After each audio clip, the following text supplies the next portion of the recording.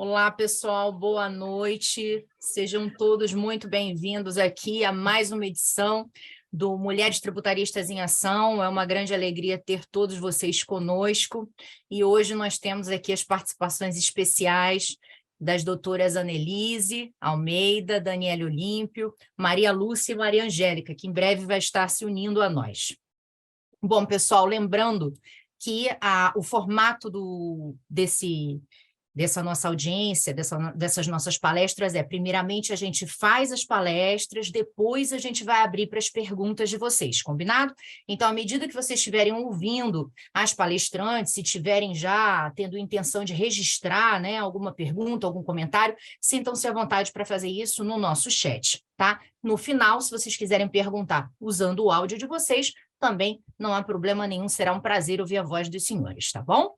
Bem, gente, dando início, eu queria primeiramente agradecer profundamente a Anelise, um prazer revê-la, Dani, mais uma vez conosco aqui, Maria Lúcia, estarmos todas juntas, né, celebrando a diversidade, a regionalidade, porque cada uma está num lugar diferente do país, né, e temas tão distintos e importantes para a gente abordar em direito tributário. Vamos começar, então, a primeira palestra com a doutora Anelise Lenzi, que é procuradora da Fazenda Nacional, mestre em Políticas Públicas pela Universidade de Oxford, Reino Unido, e pós-graduada em Administração Pública pela FGV. Ela vai falar como a tecnologia pode estimular a relação de confiança entre o contribuinte e a administração tributária. Anelise, mais uma vez agradecendo a sua participação conosco, a palavra é sua. Obrigada, Micaela, obrigada a minha querida amiga Daniela pelo convite, é um prazer estar aqui. Um prazer enorme ter podido participar, ter tido a oportunidade de participar, né, da elaboração desse livro tão bacana que coloca nós, mulheres atuantes no direito tributário, realmente em conjunto, a partir de ideias que são, muitas vezes, tão distantes, né, no âmbito do direito tributário e que, no fim das contas, essa oportunidade de sentarmos juntas e escrevermos um livro e mostrarmos para a sociedade o que nós estamos pensando também nos nossos diferentes âmbitos de atuação foi muito bacana e está sendo muito bom poder participar da divulgação também desse trabalho, né? Eu sou, como Micaela falou, então eu sou procuradora da Fazenda desde 2006 e a minha experiência grande na procuradoria, ou assim, né, a procuradoria é muito ampla, mas o meu interesse é sempre, foi durante muitos anos a dívida ativa da União, né? Como que a administração tributária, a PGFN, nessa condição de administração tributária, como que ela se relaciona com o contribuinte. Quando eu decidi que eu estava na hora de fazer mestrado, então eu fiquei pensando, mestrado em Direito, mestrado em Política Pública, mestrado em Gestão, mestrado no quê, né? E aí o mestrado em Política Pública me pareceu assim muito natural naquele momento, porque da minha experiência no Executivo Federal e na Procuradoria, a gente tem muitos bons advogados, mas a gente precisa, para fazer uma política pública, para além do direito, a gente precisa olhar outros contextos. E esse texto que eu escrevi, né, para participar desse livro, ele nasceu, então, da pesquisa que eu fiz no mestrado, que da lógica de como é que você faz uma política tributária, especificamente aqui na PGFN, de recuperação do crédito inscrito em dívida ativa da União, que seja eficiente. Né? A dívida ativa da União hoje ela tem um estoque de 2,7 trilhões de reais, então é um número absolutamente assustador, é o PIB de muitos países pequenos, né? E a gente sofre uma pressão sobre por que esse valor está crescendo, por que esse estoque cresce, o que a Procuradoria está fazendo para recuperar, como é que você melhora o rendimento, a eficiência da recuperação do crédito. E quando eu comecei a estudar isso, então, a partir dessa, né, essa era a minha dor ali naquele momento, como é que eu entendia, como é que a gente fazia mais com a nossa estrutura, com o espaço normativo que a gente tinha e tudo mais, eu me dei de cara ali com uma literatura que é muito ampla, que é uma literatura dos anos, que começou lá nos anos 60, 70, e que foi evoluindo, que é uma literatura que discute por que as pessoas pagam ou não pagam impostos. Todo mundo sabe que para que servem os impostos, pelo menos na teoria, né? O imposto serve ele é tido como a parte do acordo desse contrato social que a gente assina enquanto sociedade, ele serve para investimento, ele serve para financiar a política pública, ele serve para financiar a própria máquina né, da administração, a máquina estatal, que vai fazer girar e chegar no cidadão, por exemplo, as políticas públicas. E mesmo sabendo de tudo isso, tem muitas pessoas que não pagam imposto. Ou você vê que tem países que isso é mais natural, que é essa conformidade voluntária, tanto do pagamento do imposto em si, quanto das obrigações acessórias que integram ali o sistema tributário, tem lugares que é muito mais natural. Aí você pode dizer assim, é mais natural porque o serviço público é de melhor qualidade. Opa, pode ser uma teoria. É mais natural porque o sistema tributário é mais fácil. Pode ser uma teoria também. E aí, a partir dessa lógica, eu comecei a entender que as pessoas pagam ou não pagam impostos a partir de uma confluência de fatores. Não há nunca um único motivo.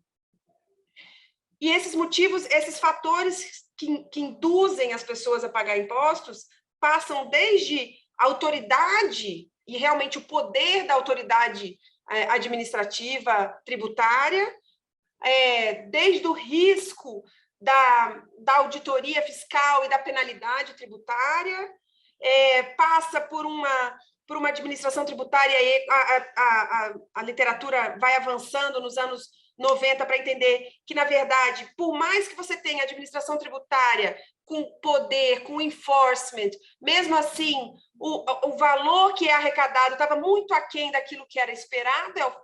Em inglês, eles usam a sigla tax gap, né? Então, eu espero receber 100, mas eu estou recebendo, na verdade, 45, apesar do poder da administração tributária. Então, nos anos 90, começa essa lógica de que a administração, na verdade, ela tinha que ser cooperativa, ela tinha que informar para o cidadão o que ela estava fazendo, ela tinha que abrir serviços de qualidade.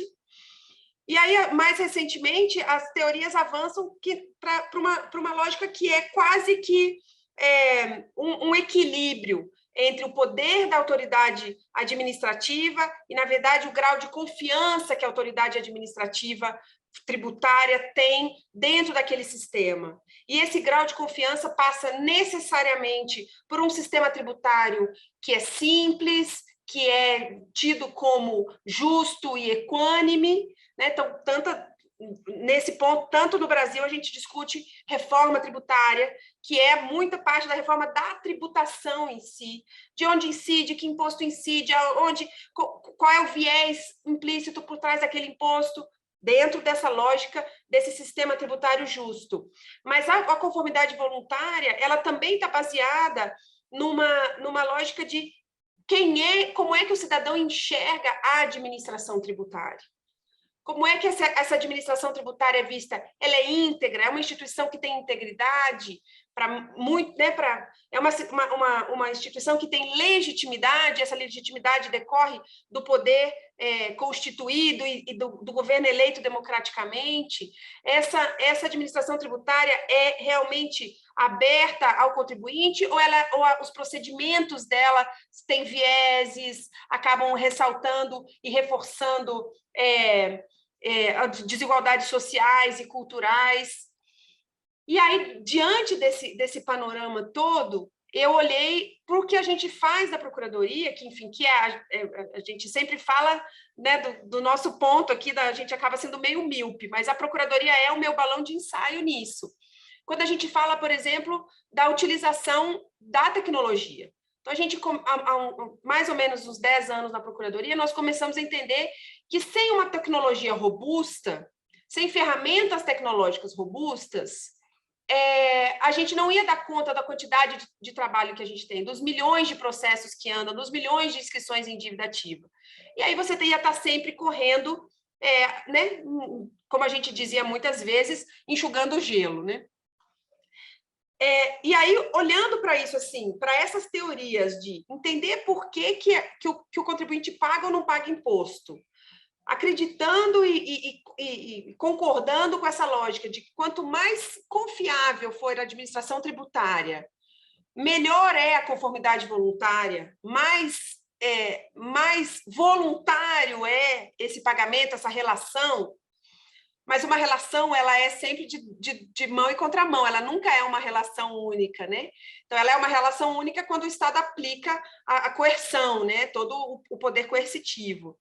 E aí, olhando para isso e olhando para o movimento da PGFN de usar grandes massas de dados, e não só da PGFN, porque a Receita vem nesse movimento também há muitos anos, usar informações correlatas de terceiros, usar grandes massas de dados de outras bases de dados do Poder Executivo Federal para cruzar dados e para chegar no que os americanos, tem um professor de Yale que eu gosto muito, que ele fala na legibilidade do cidadão. Então, quanto que o Estado consegue, com toda essa tecnologia disponível, ler e entender aquele cidadão. E, a partir disso, você poder dizer, opa, aqui esse cidadão paga mais imposto de um jeito, paga mais imposto do outro, essa cobrança, e falando especificamente da dívida ativa, ela tem que ser customizada, porque se eu cobrar todo mundo do mesmo jeito, eu vou usar o aparato estatal sempre na mesma linha, e isso pode me levar a um lugar de ineficiência, né? Então, vocês vejam que até 2017, 2018, mais ou menos, qualquer inscrição, qualquer débito inscrito em dívida ativa da União que batesse R$20 mil, ou uma certidão agrupada, era encaminhado ao judiciário para execução fiscal. Isso era a força, o enforcement da PGFN. Então, a gente só usava com base nessa dimensão. A partir do momento que a gente percebe que esse fluxo, essa sequência de levar tudo ao executivo, no executivo fiscal, ele era ineficiente, ele estava dando muito mais trabalho, na verdade, ele estava dando muito mais prejuízo para o Estado, a gente começa numa lógica de qualificar aquela execução fiscal para a gente fazer hoje, por exemplo, o ajuizamento seletivo. Então, vai para o judiciário aquele contribuinte, aquele devedor, que naquele momento está na qualidade de devedor, que não tem condição de pagar, o que não pagou nas diversas oportunidades que a Fazenda Nacional deu para ele. Mas como é que você consegue, num universo de milhões de devedores, de milhões de execução fiscal, fazer essa qualificação, se não por meio da tecnologia, se não por meio do cruzamento de grandes bases de dados? Então, a resposta para mim, e quando eu estava fazendo essa pesquisa, me pareceu óbvia, assim, é o caminho que as administrações tributárias modernas estão usando e tudo mais. Só que, por outro lado, quando você começa a olhar essa lógica de Big Data, de inteligência artificial, de aprendizado de máquina, de fazer um algoritmo para classificar isso ou aquilo, você começa a ver que tem um mundo ali dentro e que daqui a pouco a administração tributária está usando aquilo, mas, na verdade, fora da lógica do que foi feito. Então, um exemplo que era muito comum era a administração tributária está fazendo uma investigação hipotética sobre uma pessoa física que não pagou imposto de renda. Com a quantidade de... Eu acho que tem um microfone aberto. Aí, foi. Com a quantidade de dados e de cruzamentos de bases relacionadas que a gente tem, inclusive transnacionais, é possível pensar isso, você começa a descobrir informações pessoais da vida daquele contribuinte. Você começa a descobrir que, na verdade, ele não paga imposto de renda porque ele tem uma amante, ou porque ele, sabe, tem uma vida que não tem nada a ver com a administração tributária. Então, não é tão natural e não é tão óbvia assim essa utilização da tecnologia e essa utilização desse grande volume de dados para fins tributários. Então, a primeira onda, o primeiro movimento da doutrina nesse sentido foi dizer assim, não, você pode usar. Então, você pode usar, por exemplo, os dados do que as pessoas compram no Amazon, ou né, você pode ver o Facebook da pessoa para descobrir as coisas, mas você só pode usar aquilo ali para assuntos que sejam tributariamente relevantes. Pô, mas é isso, quase tudo é tributariamente relevante. E quem é que vai fazer esse juízo? É a própria administração tributária? É a própria pessoa que acessou o meu dado para saber qual é o meu padrão de comportamento? Aí, sim, mas daí, por outro lado, você fala assim, mas e se aquele dado ali é relevante para você descobrir um grande esquema de fraude? Opa, então é verdade. Então, você não pode nem tanto ao mar e nem tanto à terra. Você tem que... A grande dificuldade é qual é o ponto de equilíbrio? Qual é o ponto de equilíbrio da administração tributária que saiu, e a gente vê isso no Brasil ainda de forma incipiente? Você vê, por exemplo, que se você entrar no site da Receita Federal, você vai ver que os relatórios de fiscalização da Receita Federal demonstram que, ano a ano, a quantidade de auditorias e de aplicação de multas, ele vem aumentando, ele vem numa crescente. Então, a fiscalização, a auditoria, a aplicação de multas qualificadas é a administração tributária na mão pesada, é o enforcement. Qual é o limite entre esse enforcement e uma relação de confiança com o contribuinte, que permita que o contribuinte saiba quais são os dados que a administração está acessando, que ele possa, de alguma forma, inclusive, contestar esses dados ou esclarecer esses dados, e que isso gere confiança. Então, você usa a tecnologia para resolver problemas graves. Você tem, por exemplo, no Brasil, um índice crescente de sonegação fiscal, e acontece no Brasil o que acontece em muitos países em desenvolvimento, apesar da administração tributária organizada, apesar de um sistema de justiça forte, apesar do índice crescente de auditorias tributárias, a sonegação tem aumentado, e a diferença entre o total que se arrecada para o PIB nacional é mínima, é pequeniníssima, se você olhar, por exemplo, comparar com os países da OCDE. Então, assim, tem alguma coisa que a gente não está fazendo bem feito. Tem alguma coisa que a gente tem que repensar esse modelo. Na minha pesquisa, e obviamente é uma parte pequena dela, né, de tudo que acontece, é essa lógica de usar a tecnologia e as informações de partes relacionadas para encontrar esse meio do caminho, mas principalmente para encontrar o meio do caminho que vai me garantir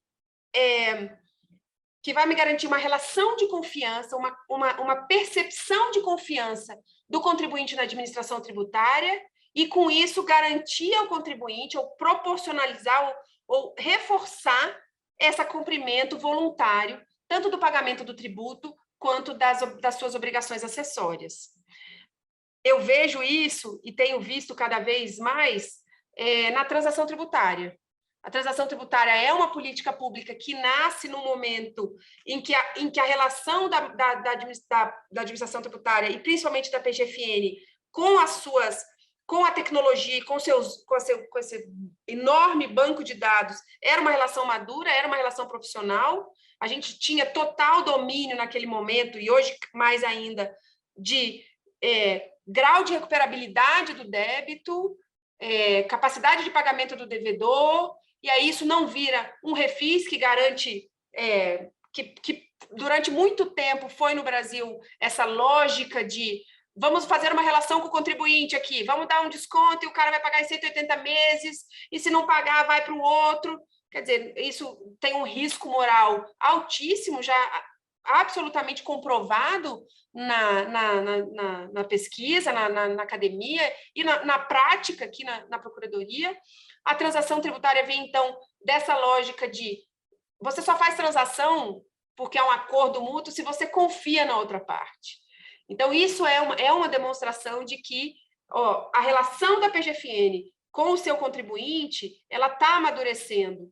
A gente está usando de forma útil e correta e adequada os dados de que nós temos acesso. Porque para calcular a capacidade de pagamento do contribuinte, eu preciso ter acesso às bases dele, eu preciso entender quem é esse contribuinte. Então, informações fiscais, informações bancárias, partes relacionadas, base de dados de praticamente a esplanada inteira. Se eu não usar isso de forma correta e adequada, eu ponho toda a lógica da transação a perder. Se em algum momento uma capacidade de pagamento dessas não estiver correta, eu tenho que dar ao contribuinte a possibilidade de questionar, de falar PGFN, administração tributária, você disse que eu tenho R$1.000 de capacidade de pagamento, mas não é verdade. Eu tenho 2.000, ou na verdade eu tenho 500. E a partir daí eu vou encaixar esse contribuinte numa outra modalidade para fazer a transação. Então, quando a gente... e, na verdade, a transação seria o próximo passo, inclusive, da minha pesquisa, porque todos esses meios consensuais do direito tributário, eles passam por isso, por essa relação de confiança. E vocês vejam que eu comecei já me encaminhando para o final, eu comecei a olhar a partir da lógica de assim, como é que a gente vai usar, como é que a tecnologia vai nos ajudar cada vez mais? Porque eu sou uma entusiasta da tecnologia, eu acho que vocês vejam, declaração de imposto de renda pessoa física, há 10 anos atrás a gente fazia no papel, né? Há 15 anos atrás você entregava num disquete. Hoje ela vem pré-preenchida. Então, ela só vem pré-preenchida porque tem uma tecnologia por trás disso. Agora, se ela vem pré-preenchida e há vazamentos das informações, e a Receita usa aquilo ali, ou a Receita, enfim, ou a PGFN, ou a administração tributária de uma forma, usa aquelas informações para outros fins, você vai perdendo a confiabilidade naquilo. E aí vai esgarçando a relação administração tributária-contribuinte.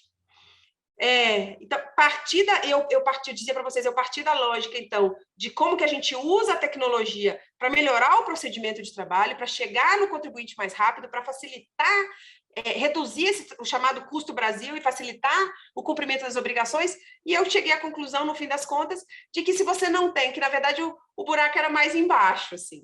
Se você não tem uma relação de confiança entre as duas partes, se você vai só com a força da administração tributária, ou se você espera só o comportamento do contribuinte, aí você não aproxima nunca essas duas pontas.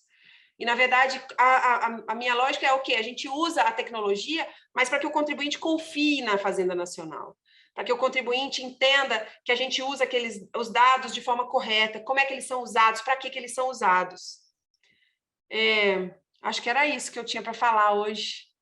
Eu fico à disposição também, se precisarem perguntar, enfim, qualquer coisa. Se quiserem fazer transação com a Fazenda Nacional também, eu fico à vontade aqui. Bom, professora Annelise, eu acho que foi sensacional a tua exposição, até porque tomo a liberdade de parabenizar em nome de todos aqui. Eu acho que é muito importante a gente saber, né, que os órgãos públicos eles têm essa preocupação de aproximação do contribuinte. Eu acho que durante muito tempo havia uma visão bem distorcida, né, de que o contribuinte está para um lado, o contribuinte é mau e o contribuinte olhando o fisco também de uma forma muito negativa. E eu acho que a PGFN ela teve um grande pioneirismo nesse trabalho de mudar essa visão, mudar essa abordagem e se aproximar mais do contribuinte. Eu queria até acrescentar não só a questão da transação, mas também o próprio negócio jurídico processual. Foi um ganho absurdo, né, para todo mundo. É muito bacana aquilo, né, Micaela? Demais, a gente demais. resolve grandes problemas com um instrumento que já estava disponível, e assim, só vamos sentar e conversar, né? Às vezes a Fazenda está exigindo uma garantia muito cara de um contribuinte, que está impactando o balanço dele, que está, sabe, congelando capital de alguma forma, e não é essa a intenção, sabe? Não, absolutamente. E esse recado eu acho que vocês passaram muito bem, e não só isso, eu acho que vocês incentivaram várias procuradorias, eu tenho um reporte de pessoas que atuam na área estadual municipal, no sentido de que eles têm se influenciado muito pelas portarias da PGFN, pela 742, e por aí vai, então, assim, parabéns para vocês, realmente é uma alegria muito grande. Que bacana, muito obrigada, eu fico feliz desse reconhecimento, é um trabalho duro aqui de todos nós, né, na Procuradoria. Eu tenho orgulho de dizer que a gente é realmente uma instituição de vanguarda, e é uma coisa que eu tenho dito aonde eu passo, assim, o fisco e o contribuinte, eles não são antagonistas. Não, né? A gente está no mesmo lado, a gente está atrás de uma interpretação jurídica que seja a mais correta possível, a gente está atrás de facilitar a vida do contribuinte por meio de obrigações acessórias que sejam factíveis e tudo mais. Eu acho que essa é muito a lógica da reforma tributária que está sendo discutida e capitaneada aqui pelo Ministério. É isso. Muito obrigada, Micaela. Um prazer estar aqui com você.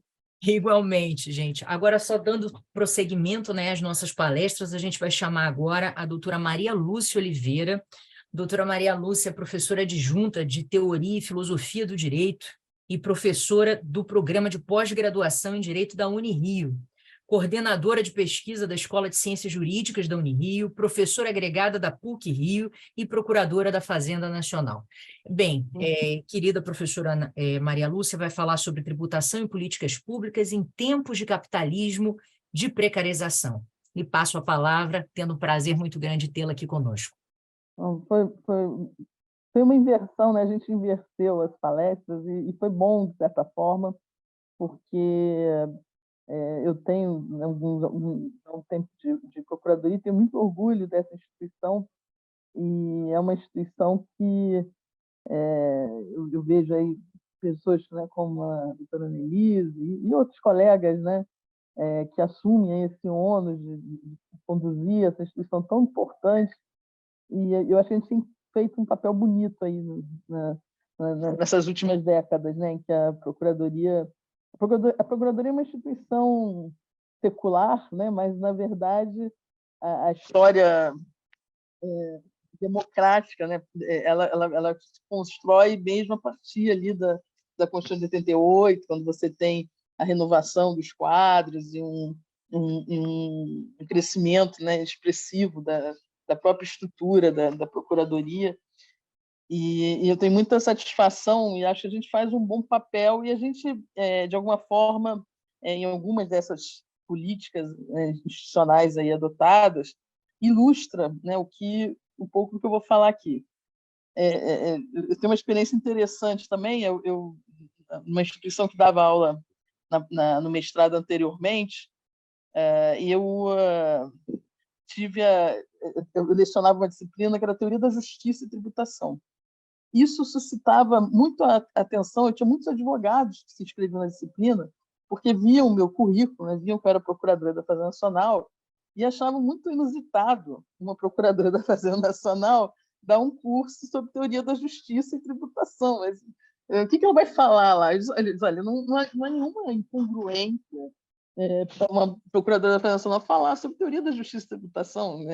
Pelo contrário, vivendo num Estado democrático de direito, é o que se espera de quem está na administração tributária, esse compromisso com a democracia, e aí com tudo que significa, né, um sistema democrático, né, preocupado com os valores da igualdade, da legalidade.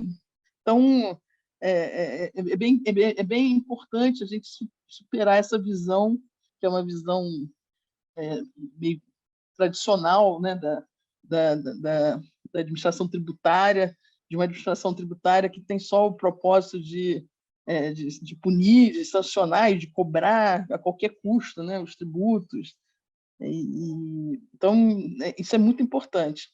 E, como a Micaela bem anunciou, eu sou uma tributarista meio assim emprestada, né? Eu sou uma tributarista porque eu sou a procuradora da Fazenda Nacional, né? Eu trabalho com direito tributário, então, que na verdade minha vida mesmo é na filosofia, teoria do direito. Mas é claro que eu me venho sendo aí, né, até por essa minha trajetória, chamada a pensar um pouco também sobre essa discussão sobre justiça política no âmbito aí tributário. Então, eu alinhavei, né, para esse artigo algumas desses pensamentos, alguns que já vinha trabalhando antes sobre teoria da justiça tributária, então como pensar isso, e trazendo também uma reflexão talvez mais contemporânea com relação ao sistema social e econômico que nós vivemos hoje, Então, esse foi a linha aí do artigo. Eu vou trazer algumas ideias, né, porque realmente o tempo disponível, peço até que, se extrapolar o tempo, que me faça a gentileza de me anunciar, né, porque é um conjunto de ideias aqui que eu tenho que trazer para começar, né, meio que talvez repetindo bem o óbvio aqui, né, para a gente, mas essa concepção que, para mim, é evidente, eu acho que talvez espero que seja evidente para vocês, de que, pensando em termos de política pública, né,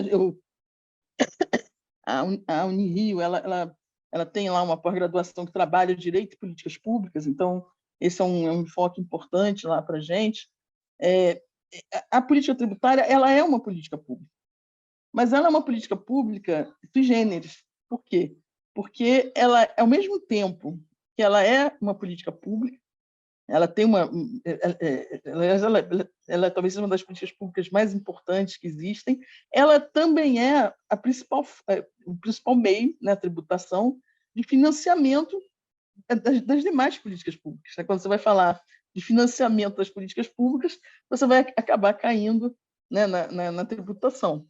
Então, essa dupla relação aí entre tributação e políticas públicas mostra a importância da tributação como meio, como eu disse, de sustentação das próprias, de financiamento das próprias políticas públicas, de sustentá-las economicamente, mas também como definição dos limites dos recursos econômicos que vão estar disponíveis na sociedade, para o cidadão e aqueles que vão ser trazidos para o Estado, né, para fins de implementação de políticas que atenderão a esses cidadãos. Isso sem esquecer a dimensão extrafiscal, eventualmente, né, que pode existir aí da própria tributação. Né? Então, realmente, e aí a própria finalidade redistributiva também. Então, realmente, eu diria que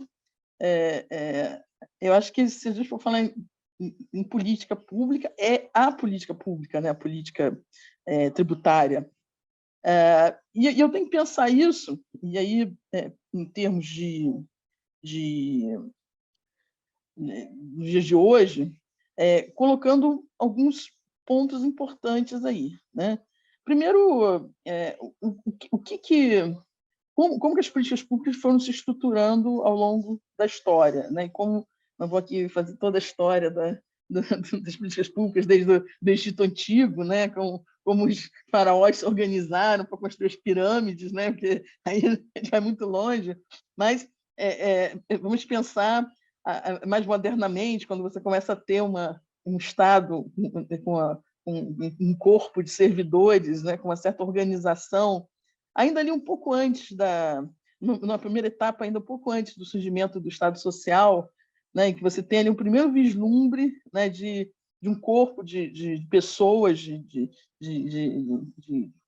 expertos ou de pessoas mais capacitadas e aí tem uma ideia mesmo né, vamos dizer assim, de um grupo de elite que auxilia o governante, né, que são consultores do governante, né, e aí você vai estruturando a administração pública, lembremos lá, né, de Weber e companhia, você vai estruturando a administração pública e você chega ao momento que é dito, é um momento crucial, né, para você começar a falar das políticas públicas, que é o Estado Social, porque aí quando surgem as políticas sociais, fica claro que tem uma coisa ali nova, né, que está surgindo, e eu tenho, então, que começar a pensar as políticas públicas.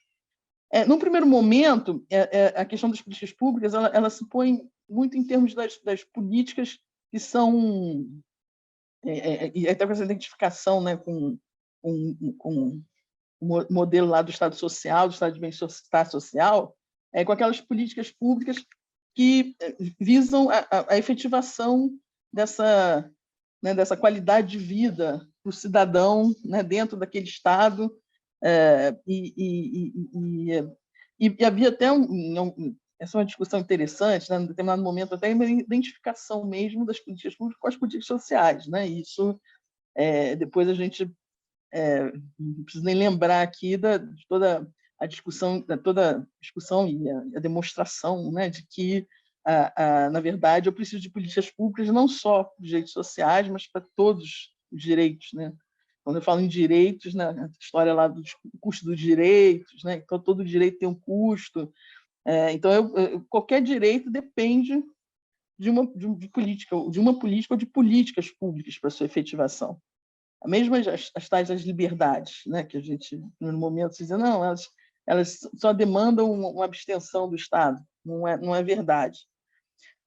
Bom, e aí vem, né, a crítica, né, a esse modelo de Estado social, com a própria crise do modelo de Estado social. Você tem a crítica, muito identificada com o movimento justamente do chamado modelo neoliberal, né, o neoliberalismo, que vai trazer esse movimento, esse momento aí no âmbito da teoria das políticas públicas, vai se traduzir também em algumas características importantes.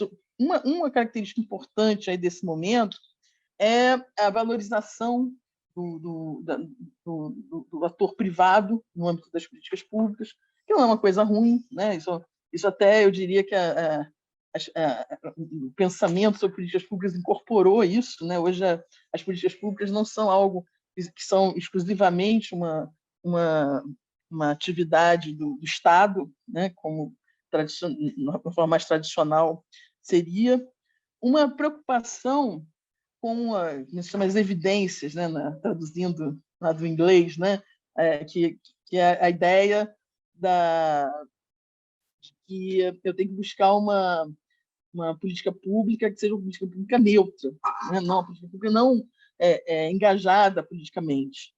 Isso tem um lado bom e tem um lado ruim, né? Essa tese, né? Porque, se por um lado é importante que exista né, ali uma escolha, né, que seja norteada por critérios técnicos, profissionais, mas, por outro lado, principalmente quando a gente está falando de macropolíticas, elas são a definição de uma política pública, ela é uma escolha política, né? Então, você imaginar que ela é neutra, ela nunca vai ser neutra. Então, esse ideal da neutralidade aí das políticas públicas almejado aí, né, a gente tem que fazer um pouco uma consideração crítica aí. A incorporação da análise econômica mesmo das políticas públicas é uma coisa até interessante, né? Talvez, quando penso em termos de avaliação das políticas públicas, eu vou dizer, não, a questão de uma avaliação de uma política pública não é só a questão da economicidade ou da relação custo-benefício, né? É muito mais do que isso. Eu tenho que analisar, né, equidade, legitimidade, um monte de outras coisas para fazer uma avaliação correta da política pública. Mas, de qualquer forma, esse momento aí, né, do neoliberalismo, né, do ponto de vista da teoria das políticas públicas, trouxe alguns elementos até que eu não diria que são de todo ruins aí, né, se forem postos no contexto correto, né.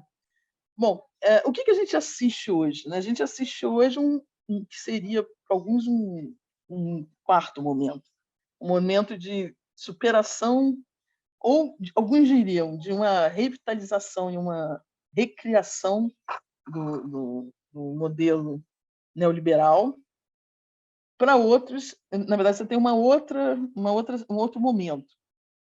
E eu comecei a ler, né, Albena Asmanova, né, eu tenho trabalhado muito com ela nos meus textos, professora de Bruxelas, ela parece me dar ela tem uns insights que eu acho muito interessantes, e ela começou ela criou essa expressão que é até meio desconhecida, mas é o capitalismo da precarização, né? Porque ela diz que, na verdade, essa política, esse Estado, né, e esse capitalismo, né, ela fala em termos de modelos de capitalismo, né, esse capitalismo que nós temos já é algo além do modelo lá do capitalismo neoliberal.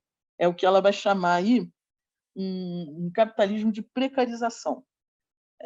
Muito sinteticamente, ela vai dizer o seguinte: existe alguma coisa que está no ethos do capitalismo, que é o seguinte: você quer ganhar mais, você corre mais riscos.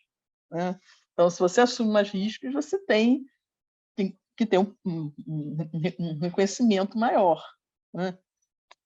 O que a Asmanova diz é que esse quarto momento aí do capitalismo de precarização rompeu com isso, né? Na verdade, nesse momento do capitalismo, todos corremos risco, né? Estamos todos em risco, né? Todos vivemos conduzidos pelo medo que pode nos acontecer.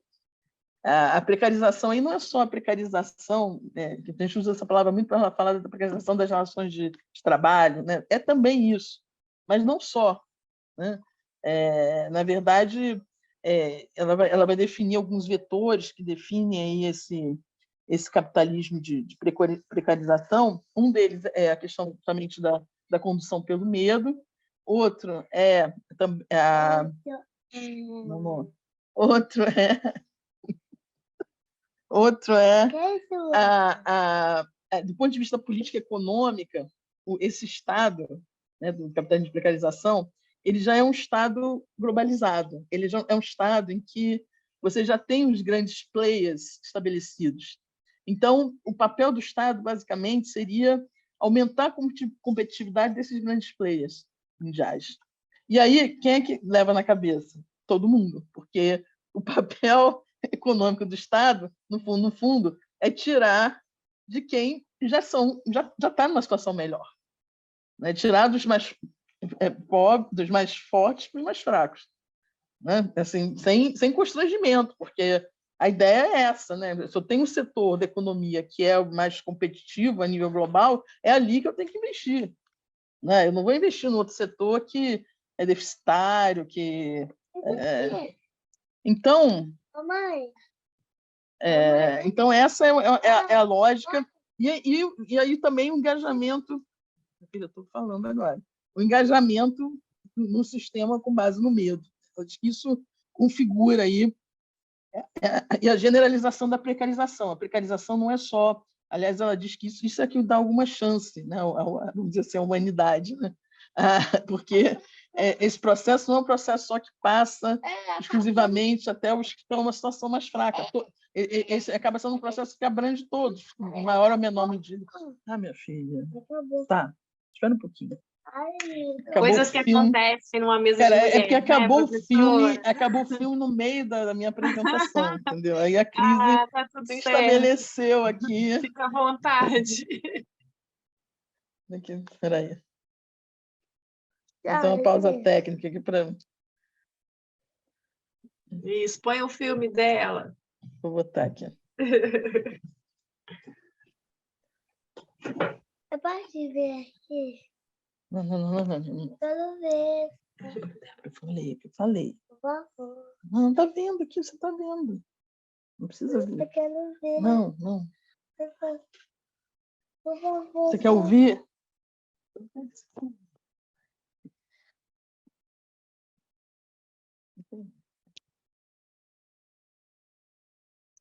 É por essas e outras que a gente faz eventos assim femininos, né? Para ver todos os desafios que a gente tem, que são máximos, são naturais, fazem parte do jogo.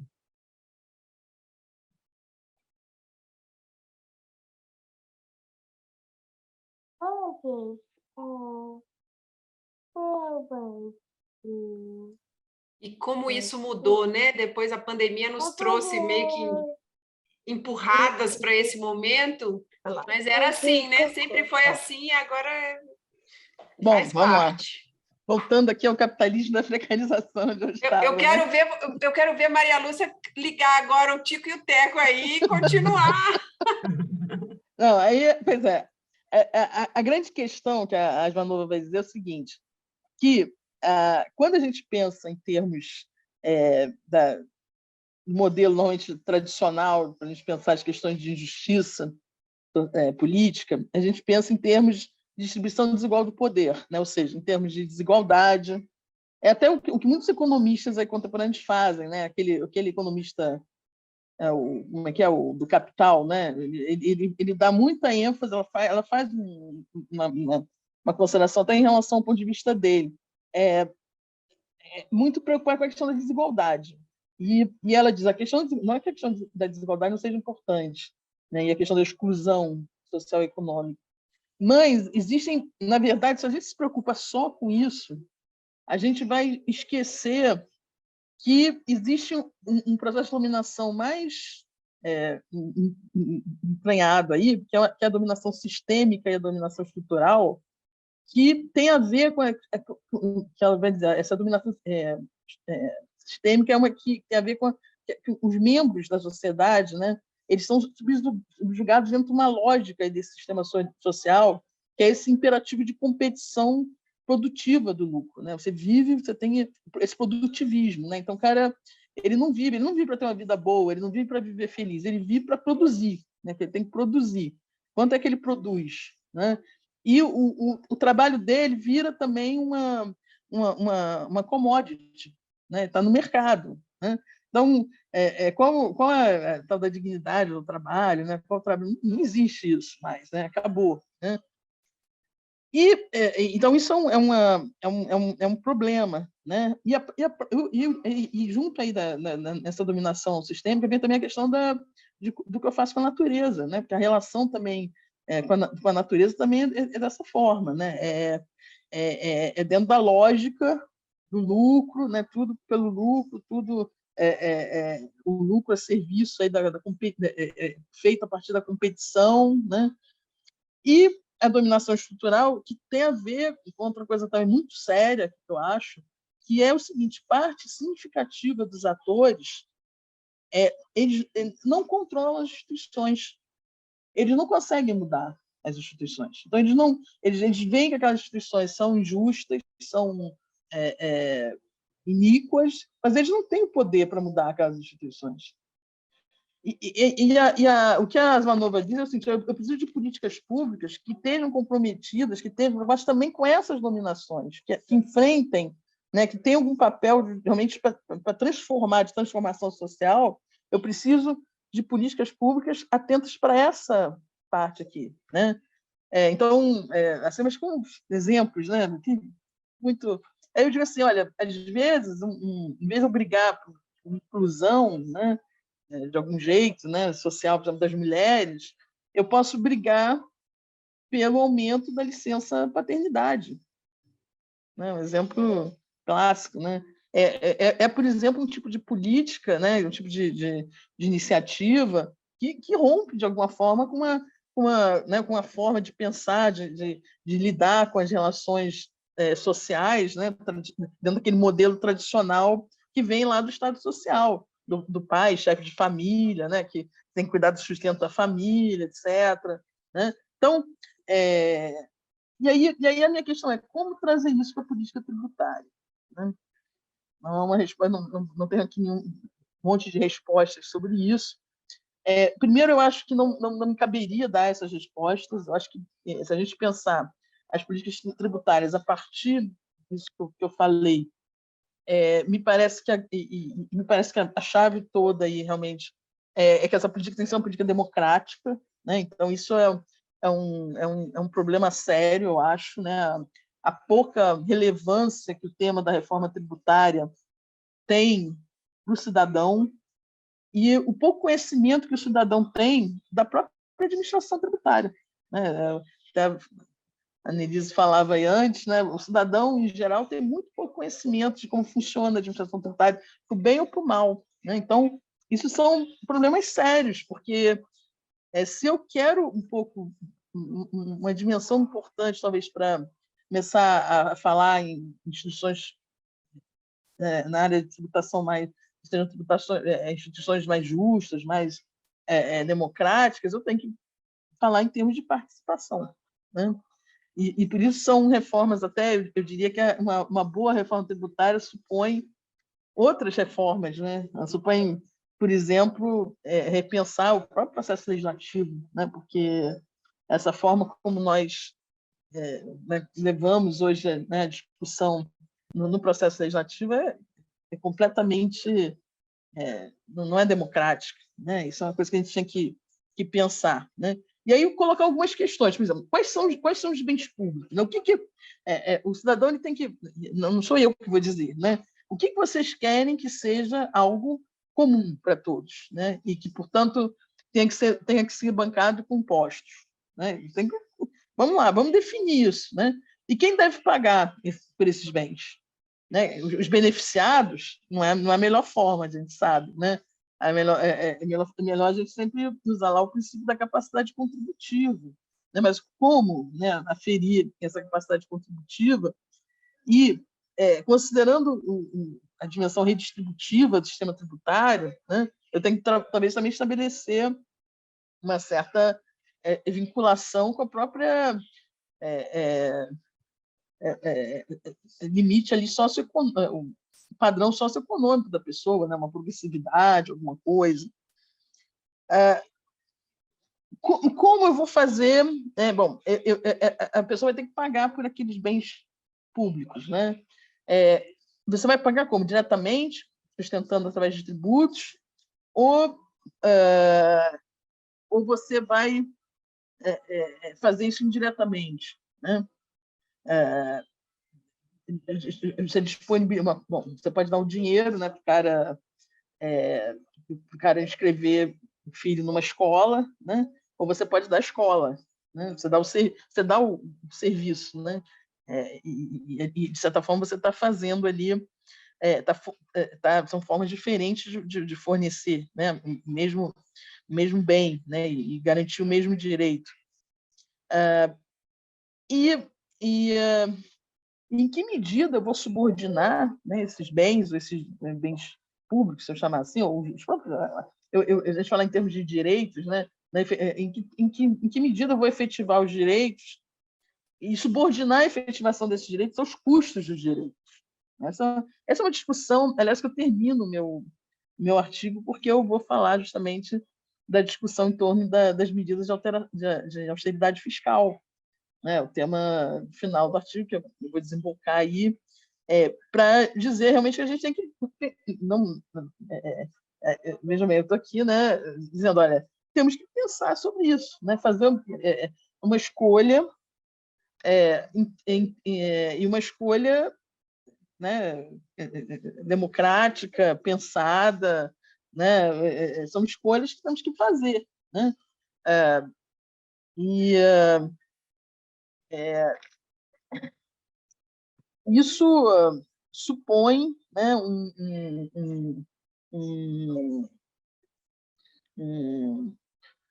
algumas coisas, né? E supõe, sobretudo, aqui, eu gostaria de fazer uma consideração, especialmente com relação ao Brasil, né? Porque eu falei dessa coisa da evolução das políticas públicas, mas, por exemplo, quando eu leio lá Asma Nova, né, eu digo assim, olha, ela está na Europa, ela está em Bruxelas, né? Tudo bem que é uma búlgara, mas está em Bruxelas. Ela vive o mundo dela é o mundo da Europa e Estados Unidos, né? Ela viaja às vezes para os Estados Unidos e tal. Então, dentro daquele sistema social e econômico, né, que ela está vendo ali majoritariamente, ela pode dizer, não, vamos deixar um pouco a desigualdade de lado, né? Mas no Brasil, você dizer para deixar a desigualdade de lado, né, não dá, né? Porque eu acho que a gente tem aqui aquela coisa, se a gente pega esses modelos, né, os modelos sociais, né, os modelos capitalistas, e transpõe para o Brasil, a nossa história é uma história diferente, né? A gente lembro lá, né, do Zé Múcio de Carvalho, né, daquele livrinho precioso dele, né, mostrando que como aqui os direitos sociais, alguns direitos sociais surgiram antes das liberdades, né? Então a gente tem uma formação social e uma formação dos direitos que se deu de uma forma muito diferente em alguns aspectos da Europa Ocidental e dos Estados Unidos. Não dá para a gente pensar, né, incorporar também tudo aí, né? Por isso que eu acho que os nossos desafios são muito maiores, porque a gente não pode abdicar também de políticas redistributivas, né? É muito importante, né?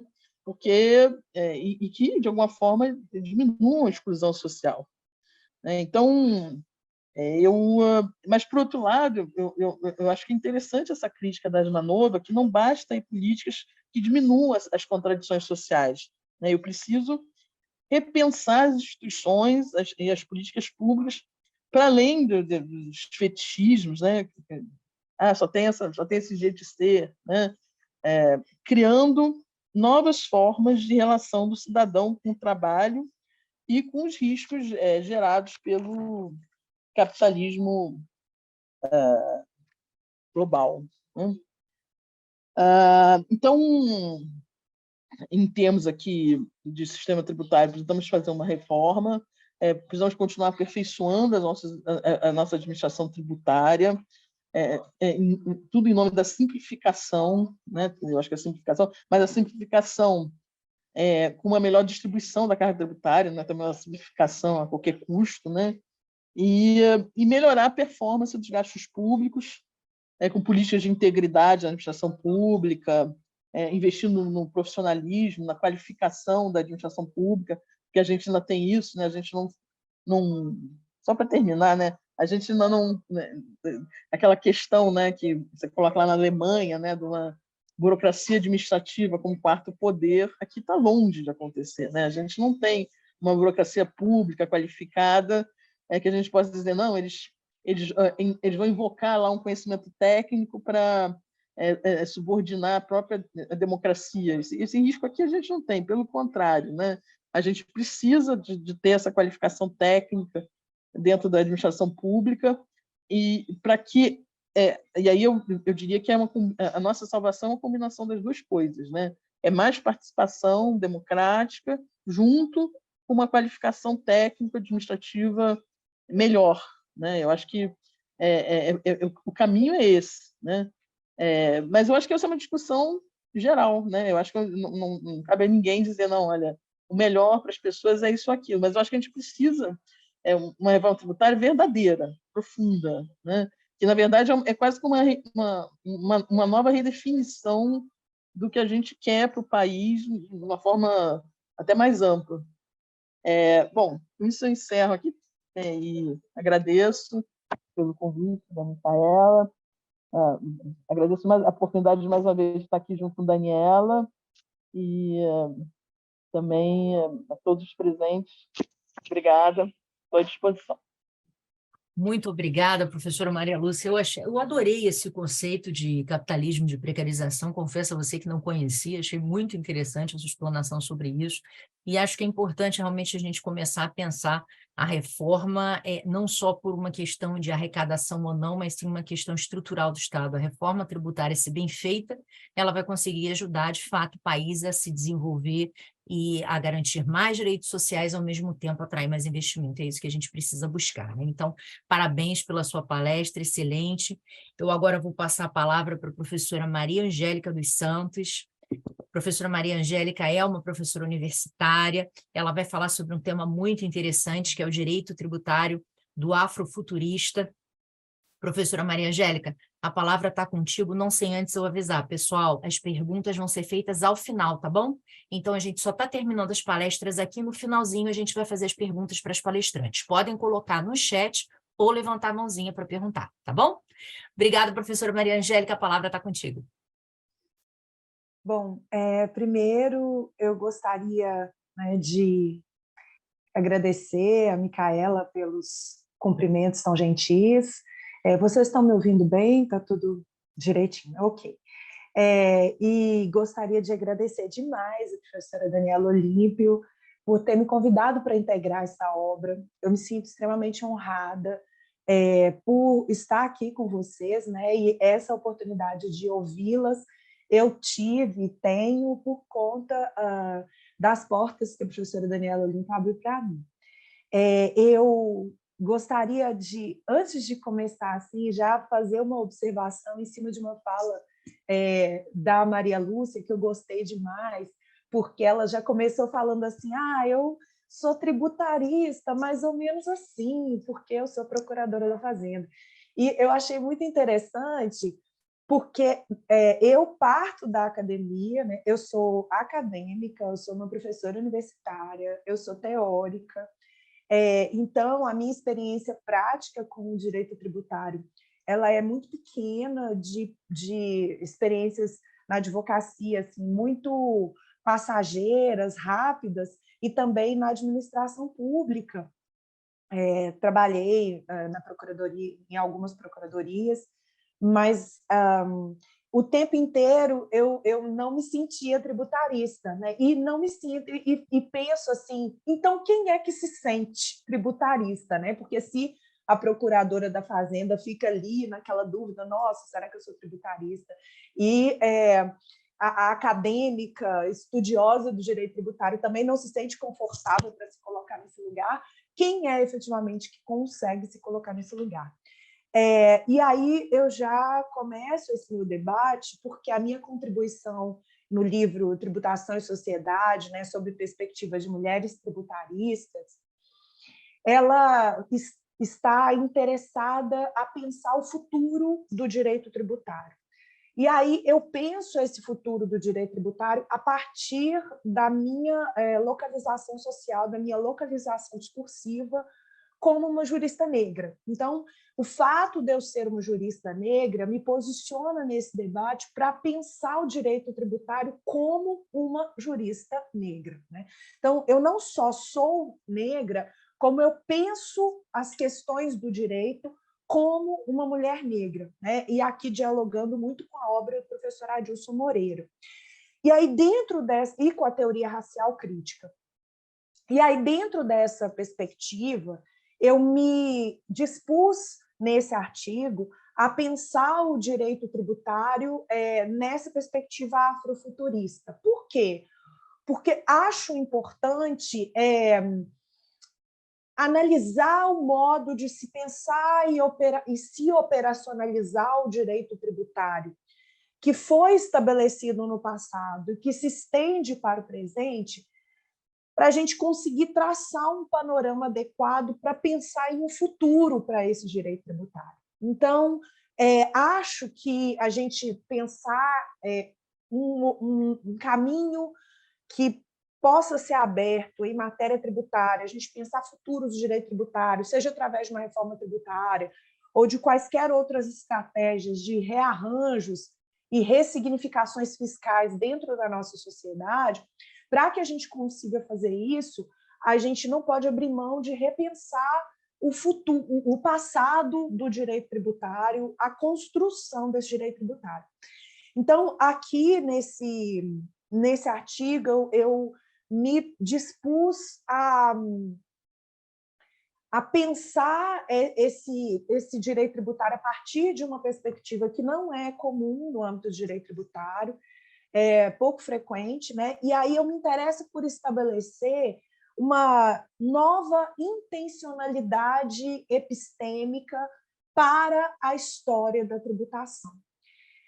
Por quê? Porque essa história da tributação, essa construção narrativa, ela foi estabelecida de uma tal forma que retira de um determinado grupo que integra a sociedade a possibilidade de se pensar capaz de decidir em matéria fiscal, capaz de opinar em matéria fiscal, capaz de interferir nessa dinâmica, e, inclusive, faz com que nós nos sintamos incapazes de nos sentir pertencentes a esse espaço, né?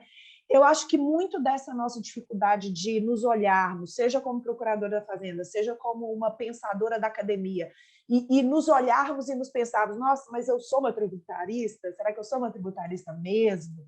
Né? Dessa raiz, tributarista raiz. Será que eu posso me identificar dessa forma? Eu acho que isso tem uma relação muito forte com uma apropriação da narrativa do direito tributário por um determinado grupo da sociedade, né? E aí, quem é o tributarista? O tributarista clássico é o homem branco que tem lá o seu escritório, né? Das elites ali, e que exerce a sua atividade desse lugar. Então, acho interessante essa provocação que a Maria Lúcia traz e que me interessa muito para pensar a minha temática. E aí eu escrevo desse lugar, né, como essa tributarista interessada em pensar o direito tributário de um jeito diferente. Então, eu estou interessada em pensar o direito tributário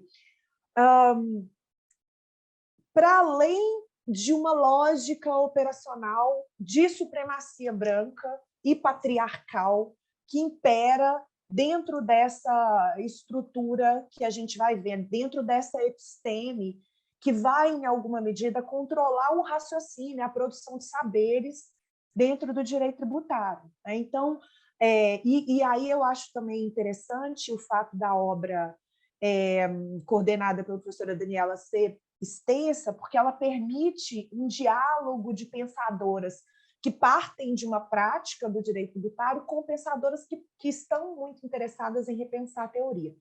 Eu estou nesse artigo pensando a teoria, mas eu sou uma jurista negra e, como tal, eu me interesso por relacionar o tempo inteiro a teoria com a prática. Então, estou muito interessada nas realidades e em como a mudança do modo da gente narrar a história da tributação e da gente construir um novo trajeto para essa tributação e apresentar um futuro diferente, eu estou interessada em entender como que isso pode afetar os grupos que hoje são os mais afetados por uma carga tributária excessiva. Então, eu também parto na minha escrita de uma posição que me coloca como uma tributarista negra encarnada. E eu gosto muito de explicar o que significa essa categoria. Por quê? Porque, ao mesmo tempo que eu sou uma pesquisadora que tem como objeto, né, essa questão, eu também sou sujeita da minha pesquisa, porque eu me incluo nesse grupo de minoritários, eu integro esse grupo. Então, pensar essas questões tributárias me interessa muito profundamente, porque essa mudança desse cenário também me afetará muito profundamente. Eu entendo o que é sentir o peso de uma carga tributária e ser um corpo que acumula inúmeros marcadores de opressão. E eu entendo, e venho defendendo isso nos meus estudos, que quando a gente vive num cenário fortemente de uma tributação fortemente regressiva, um corpo que já acumula vários marcadores de opressão, então, por exemplo, uma mulher negra pobre, ela acumula um marcador de gênero, ela acumula um marcador de raça, ela acumula um marcador de classe. Quando a tributação se apresenta sobre ela de forma extremamente regressiva, a tributação acaba também se apresentando como mais um marcador de opressão. Então, ela vai acumular um marcador de gênero, um marcador de raça, um marcador de classe e a tributação. Então, o modus operandi, como a tributação se estrutura dentro da nossa sociedade, pode significar mobilidade ou imobilidade de determinados grupos na pirâmide social. Então, acho interessante e faço esse exercício de pensar essas questões no meu texto. E aí, uma outra relação que me veio à mente, né? Eu sou uma pessoa muito que fica muito suscetível aos gatilhos. Então, quando a Maria Lúcia começou a falar, tudo que ela estava falando eu estava adorando, estava super prestando atenção.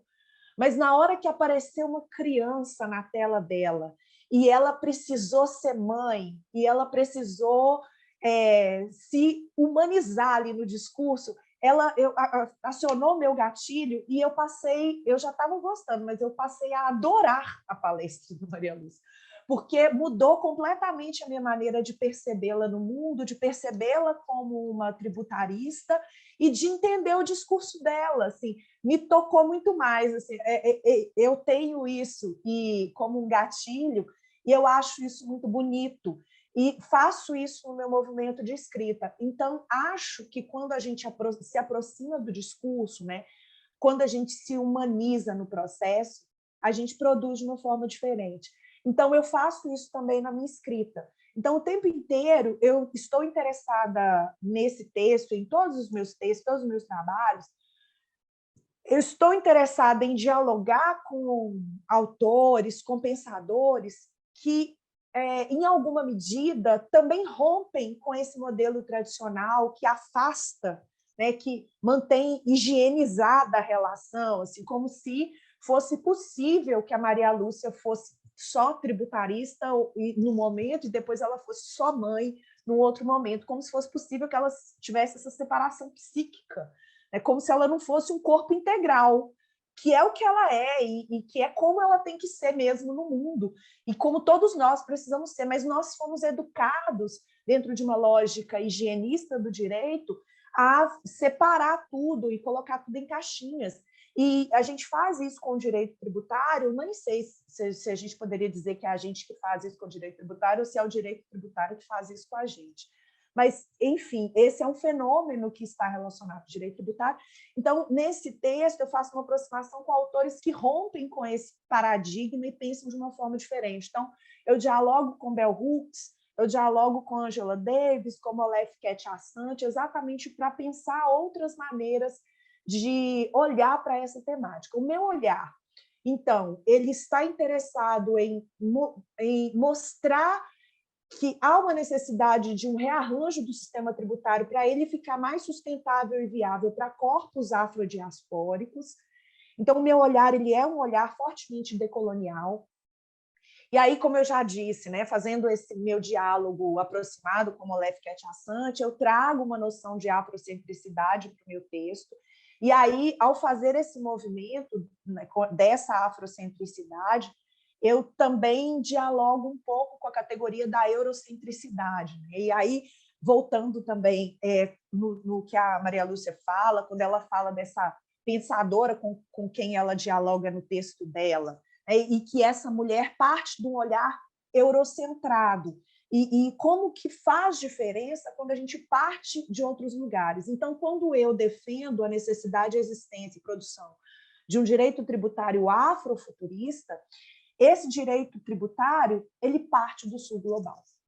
Então, esse giro é o que eu chamo de um giro fiscal, né? Um giro hermenêutico do direito tributário. Ele exige que nós passemos a pensar e refletir sobre os nós epistemológicos, que esses ruídos dessa construção narrativa do direito tributário, a partir de um determinado grupo, que é o grupo detentor do poder, quando a gente está interessado em olhar para esses nós a partir de uma outra perspectiva, e aqui a perspectiva que eu proponho é do sul global, é a partir do grupo subordinado, a partir do grupo oprimido, é a partir do grupo que está ali sentindo o maior peso da carga tributária. Quando esse grupo ele é autorizado a pensar e repensar o direito tributário, esses nós eles se tornam possíveis de serem desatados. Então, no meu artigo, o que eu tento fazer o tempo inteiro é dialogar com essa possibilidade de construção de um afrofuturo tributário. E aí, um afrofuturo tributário, né, aqui, só para eu poder avançar nesse debate, eu falo de um afrofuturismo fiscal, e aí o afrofuturismo ele vai aparecer para a gente como uma categoria que vai explicar um conjunto de estratégias disruptivas que vão projetar, muito além de comportamentos, performances e estratégias atreladas à emancipação e ressignificação do corpo negro no espaço coletivo, e aí dialogando com aspectos ancestrais, afromitológicos, mas quando eu falo desse afrofuturismo aqui, eu estou trabalhando nessa perspectiva multidimensional e que considera uma centralidade da raça no debate que eu estou disposta a travar. Então, o tempo inteiro, eu considero que uma reforma tributária verdadeiramente impactante e transformadora de uma realidade social precisa ser uma reforma tributária que tenha a raça no centro do seu eixo. Né? Eu entendo que os debates tributários eles nunca vão mudar e vão sempre continuar os mesmos, e as discussões elas vão ser sempre as mesmas. E se a gente ouvir um congresso, uma palestra de um tributarista que falou no ano 2000, um que falou em 2005, um que falou em 2010, um que falou em 2015, a gente vai ter dificuldade de falar em que data que cada fala aconteceu, porque é tudo tão parecido, parece que as coisas não estão mudando. Acho que a mudança vem quando a gente muda o eixo. Então, eu me interesso por trazer a raça para o centro do debate, exatamente para poder mudar a maneira da gente pensar o direito tributário. Eu não consigo entender que o direito tributário ele vai se transformar se ele continuar sendo sempre pensado e refletido do mesmo jeito, pelos mesmos paradigmas. Então, eu fico, por exemplo, imaginando assim, Molefe Quete-Assante, que é um professor afro-americano, que está produzindo no âmbito da filosofia, da sociologia, né? Como que esse sujeito não ficaria surpreso quando ele descobrisse que eu estou utilizando a teoria dele lá no direito tributário? E como que os tributaristas também não se arrepiam quando leem lá esse nome desse sujeito que eles nunca ouviram falar e que, portanto, para eles não existe. E isso deslegitima completamente o meu discurso, invalida o meu discurso e a minha posição. Mas isso me interessa, esse é o movimento que me interessa atualmente dentro do direito tributário, dentro dessas questões. Então, nesse texto, eu faço muito esse esforço de promover essa centralidade dessa raça no debate, analisando a realidade tributária brasileira, principalmente como que a carga tributária, como que a realidade da tributação, a falta de educação fiscal, como que esse cenário ele complexifica o problema fiscal brasileiro contemporâneo e como que isso está muito ligado a um problema que vem muito antes, né? Eu me interesso não só para olhar para esse problema hoje, então eu faço um movimento de análise do presente, mas eu me interesso por olhar para a raiz do problema. E aí eu olho para o passado, para essa raiz, porque eu entendo que o problema, o grande problema da realidade fiscal que a gente precisa lidar com ela hoje na realidade brasileira, ela é fruto de uma construção das relações fiscais no período colonial. Isso, para mim, é incontornável, é indiscutível. O que a gente vê hoje como algo a ser debatido, para mim, está germinando lá no período colonial e foi semeado por mãos pretas, e obrigatoriamente, de forma compulsória. Então, eu não consigo pensar hoje a relação tributária, o cenário tributário, toda essa dinâmica, sem olhar para esse passado. Isso me interessa também e faço esse exercício no meu texto. Então, eu termino o meu texto, e já terminando a minha fala aqui também, pensando em estratégias para que a gente consiga consolidar esse direito tributário afrofuturista, né? Como que a gente poderia, que tipo de medida a gente poderia utilizar para implementar esse direito tributário afrofuturista, ou seja, um direito tributário que tenha raça como elemento central de debate, reflexão e discussão. E aí, por exemplo, quando eu penso as funções do tributo, e aí a gente tem lá as tradicionais, função fiscal, extrafiscal, parafiscal, eu entendo fundamental a gente trazer também uma função antidiscriminatória para o tributo, né? De modo a, em alguma medida, tensionar essa regressividade que se naturaliza dentro da nossa estrutura tributária para inconstitucionalizá-la cada vez mais.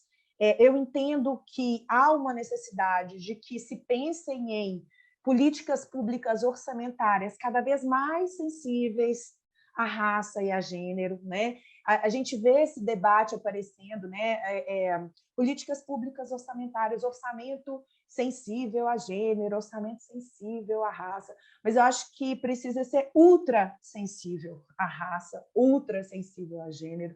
E aqui entendendo, sobretudo, que quando a gente traz a raça para jogo, a gente está também trazendo todos os outros marcadores de opressão, porque a raça ela é um marcador que permite que a gente consiga acoplar a ele todos os outros, quaisquer que sejam possíveis marcadores de opressão que possam aparecer.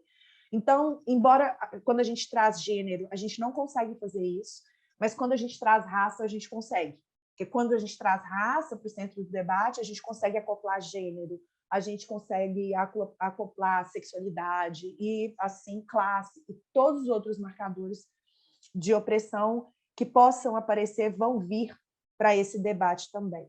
Então, eu termino meu texto fazendo esse movimento de prospectivar, né, de pensar num futuro do direito tributário, e, para mim, um futuro possível, e que é o único futuro que me interessa para o direito tributário, é um afrofuturo. Por isso, o meu texto é defendendo a construção, o desenvolvimento de um direito tributário afrofuturista.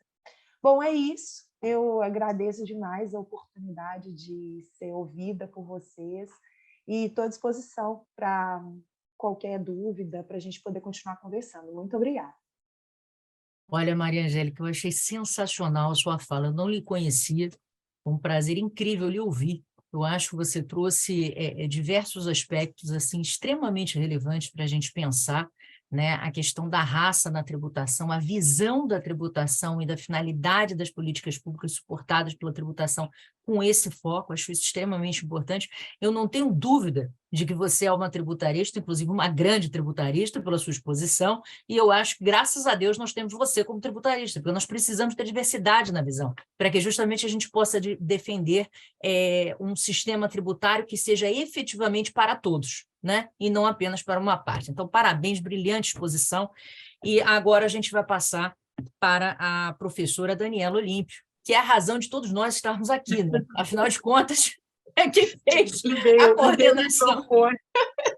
a coordenação do livro, é quem nos uniu aqui, é quem permitiu. Inclusive, eu estava mandando mensagem para ela agora no privado, dizendo: minha filha, eu estou aqui emocionada, estou louca para ler esse livro, porque eu estou desde segunda-feira ouvindo mulheres sensacionais falarem sobre coisas maravilhosas, eu estou aprendendo horrores aqui.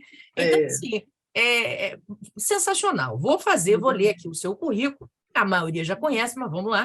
Doutor em Direito e Sociologia pela UF, mestre em Direito e Evolução Social pela UNESA, pós-doutorando em História Econômica pela USP, professora universitária no mestrado e doutorado da USP, líder do Grupo de Pesquisa de Tributação, Democracia e Desenvolvimento e pesquisadora do Grupo de Pesquisa Tributação e Gênero, vinculado à FGV. Só depois disso você já sabe que ela é coordenadora dessa obra e controlou lá mais de 20 autoras para poder escrever um livro de 600 páginas. Você já entendeu.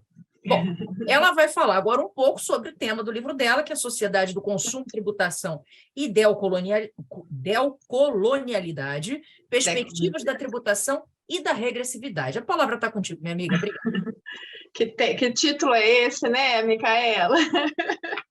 Eu quero dizer que eu sofro de ansiedade, né? As pessoas falam: por que você faz tantas coisas? É porque eu sofro de ansiedade. E eu escrevi sobre consumo, então tem um pouco a ver aí com a autocrítica sobre mim. Hoje não, ontem chegou para mim o livro físico aqui que a gente está lançando, né? Aí hoje eu fiz várias histórias, falei: gente, que lindo esse livro. Quem fez esse livro? Ele é muito lindo. Eu tenho muito orgulho, tenho falado muito disso. Que bom que a gente pode estar aqui. E eu também tenho adorado tudo, porque a gente escreve e a gente pode se ler e a gente pode conversar sobre o que a gente leu. Então, essa coisa de virar a página muito rápido nessa sociedade das ansiedades, né? Escreve. Aí eu tenho um pouco de preguiça, apesar de ser da academia, de poder também colocar nas revistas. Os textos científicos são, né? O que vale hoje em dia na academia é a gente poder ter uma publicação qualis, né? Enfim, mas quem está lendo? E aí a gente, né? Para quem que eu estou escrevendo? Então, que pelo menos a gente possa, entre nós, fazer essa roda, onde a gente possa dialogar sobre os nossos textos, ficar mais um pouquinho neles, né? Porque é isso, é uma sociedade do consumo também nesse aspecto, da gente ter que virar a página rápida e atender aos indicadores. Então, é um pouco de, peraí, vou festejar mais um pouco, vamos dialogar sobre os textos que cada uma escreveu, e vamos ter esses encontros, e não só hoje, com a professora Maria Lúcia e sua pequena aqui, mas durante os encontros isso tem acontecido, né? Acho que no primeiro dia também rolou isso, né, Micaela? Estava a professora Carol, estava também... esqueci quem, tinha uma outra a professora Bianca Xavier, e passando criança ali, pegando o microfone. E como Maria Angélica falou, isso é tão nosso, e a gente fica tão feliz quando isso acontece, né? Até abri o microfone aqui, tipo, eu estava um certo constrangimento. Não, professora Maria Lúcia, a gente está entre nós, né? Nessa nossa roda. Então, eu estou muito feliz com tudo isso que está acontecendo. Antes de começar hoje, estava falando com a Micaela sobre nossa maratona, vamos lá. Estamos cansadas, mas estamos também muito realizadas com essa semana, né? Com tudo que tem acontecido aqui com a gente. E é muito próprio o que Maria Angélica falou sobre também não me sentir tributarista. E a gente está aqui quase naquela roda de oi, meu nome é Daniela, eu não me sinto uma tributarista. Boa noite, Daniela, você está entre nós. Porque é uma fala minha também, né? Assim, nos encontros eu sempre falo isso, nunca me senti uma tributarista, dá licença, de amar o direito tributário, mas tributarista é uma palavra que, né, parece que não me preenche, assim, não me rotula. E que bom que Maria Angélica pôde falar, que se não somos nós, quem seremos então, né? Mas eu coaduno muito com a fala da professora Maria Lúcia, mas ouvindo até a Annelise falar no início, fiquei pensando assim, nossa, né, ela está falando da relação de contribuintes e fisco, e de uma forma de se otimizar essa relação, do compliance, da colaboração ser estabelecida, da tecnologia ajudar na arrecadação. E eu ali admirada essa fala e também me questionando se não é o mesmo sujeito que eu estou a pesquisar, ou não é, né, o meu foco, o meu nicho não é sobre esse grupo, mas eles também são. Então, é isso que é o direito tributário. Eu falo sempre, é um direito das desigualdades, e a gente tem a complexidade e as desigualdades. Então, existem tantos atores nesse processo que divergem entre si, não o fisco contribuinte no sentido clássico, mas do mesmo lado a gente se estapeia, né? A gente diverge entre nós mesmos. A pauta de reforma tributária, ela jamais será esgotada, porque cada um tem a sua perspectiva, não é cada um no sentido subjetivo, não, subjetivismo, né? É cada grupo tem a sua defesa e a sua bandeira, né? E aí eu sempre me colocava assim, acho que é um pouco ainda assim, não sou tributarista, mas eu sou da academia. E a academia, de alguma forma, ela é esse lugar onde a gente pode se colocar, não de forma, aquela coisa do juiz neutro ou imparcial, né? Não de uma forma imparcial, a gente defende pontos de vista e perspectivas, mas principalmente de uma forma ciência, né? De uma forma da observação.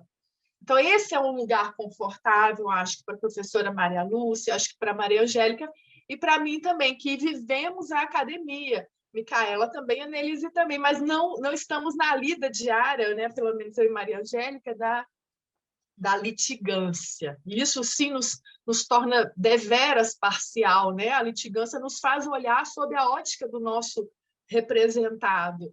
Então, os discursos, as narrativas, elas são muito em função das injustiças do nosso representado. E a academia nos coloca nesse lugar de observador. Por isso que o tributarista sempre foi visto por nós, talvez, como aquele que está ao lado do contribuinte. E a gente está só observando aqui, de alguma forma, às vezes o circo pegar fogo, né?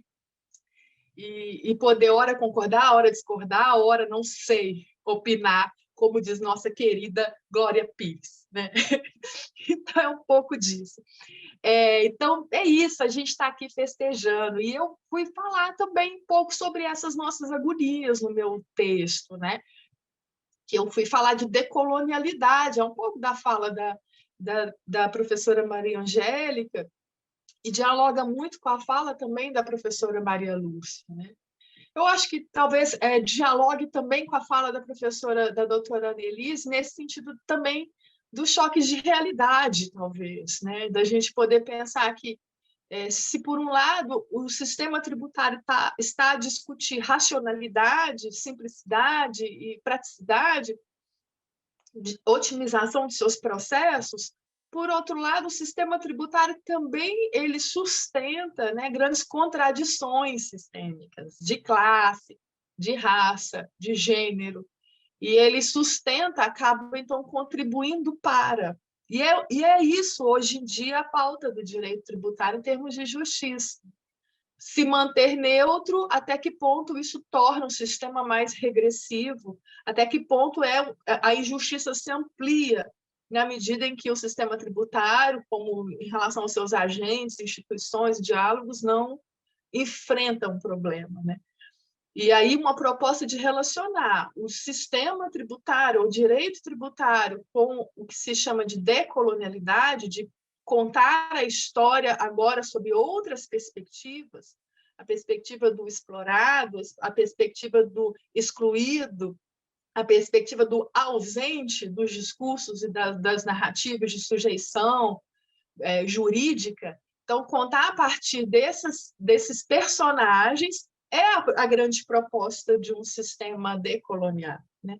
É poder olhar para toda essa história que vivemos e que chegamos, e que é o representativo do sistema tributário.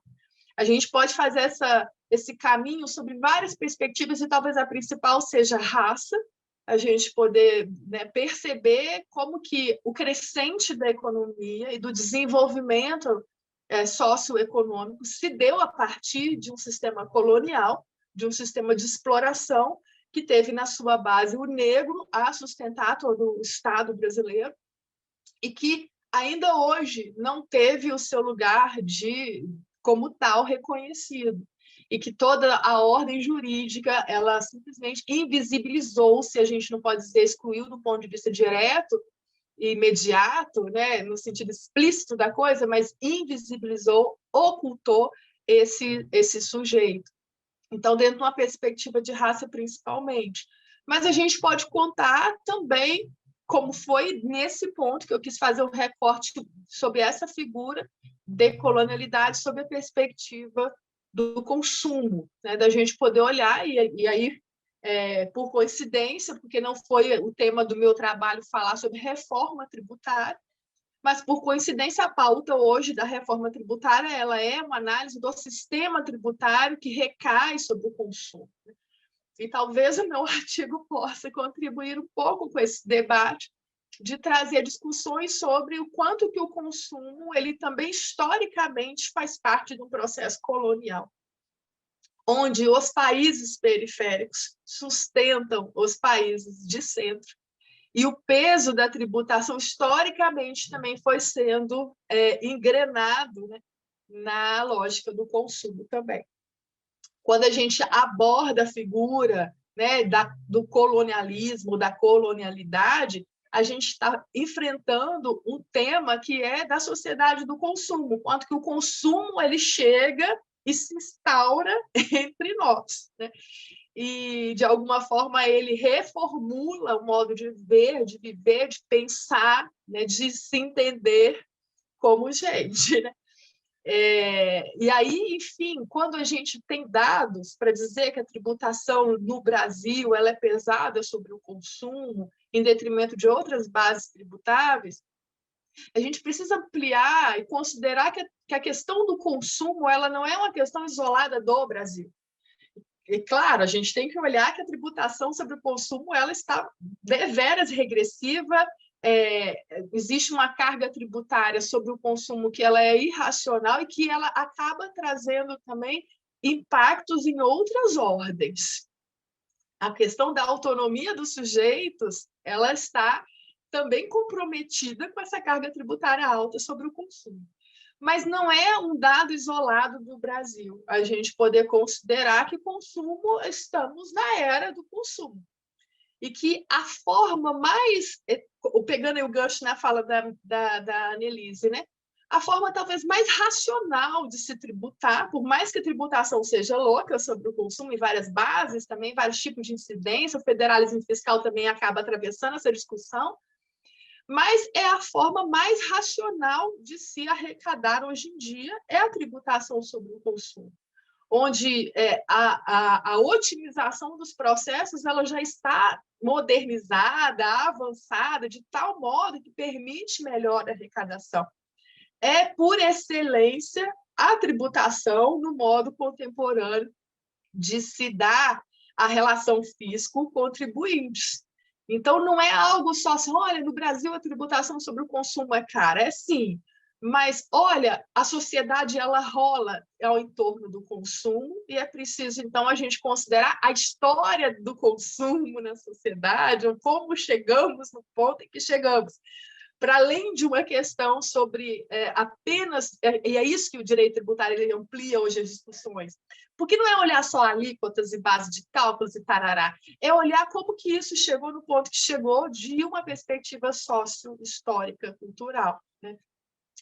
Enfim, a OCDE fala, né, uma média da tributação sobre o consumo no mundo da carga tributária ser 30% sobre o consumo, né? A gente considerando as bases da tributação, a média dos países da OCDE é 30% da tributação recaída sobre o consumo. Então, é alto já, não é uma coisa só do Brasil, né? Grande parte da carga tributária ela se dá sobre o consumo.